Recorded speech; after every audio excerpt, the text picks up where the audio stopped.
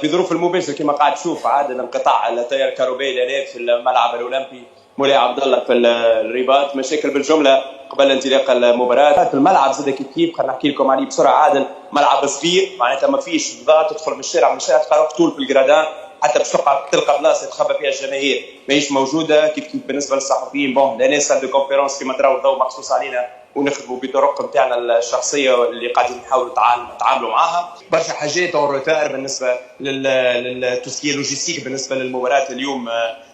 عاده اللي خلتنا بتتر حتى في ظروف العمل بتتر برشا صحفيين ما همش يخدموا في ظروف طيبه ولا مرتاحين. ما نحكيلكش على مشاكل لوجستيه اللي بدات كان اليوم في المغرب من تنقلات الصحفيين وغيره، من برشا حاجات قاعد يتعرض لها الطواقم الاعلاميه اللي في العمل في المغرب. نفس الشيء بالنسبه للجماهير. الجماهير مع تجربه التذاكر اللي موجوده كان على الابليكاسيون ولا الموقع افكون تيكت قاعد يعمل في برشا مشاكل، يخلق برشا مشاكل جماهيرنا اللي يلقاو رواحهم مثلا كي يقص تيكي ويلقى فيها بلوكاج ما يلقاش مع شكون باش يتواصل، يقولوا له كلم السيبور على الابليكاسيون. ما فماش دي فونت بيين هنا في دي كيشي في الملاعب. مثلا الناس اللي جات وما عندهاش لي تيكي ولا صايره مشكل مع الابليكاسيون تاعها ما تنجمش تدخل للمباراه. صعوبات كبيره قاعدين يتعرضوا لها اليوم الناس بتاعت الجماهير والا حتى الصحفيين اليوم في التعامل في كاس افريقيا. على كل كما قلنا الملعب زاد نوصف لك الملعب من داخل الملعب قاعدين نشوفوا فيه هو انكس نتاع الملعب الكبير والمركب مولاي عبد الله اللي يزيد 69500. هذا ملعب يزيد 18 ولا 19000.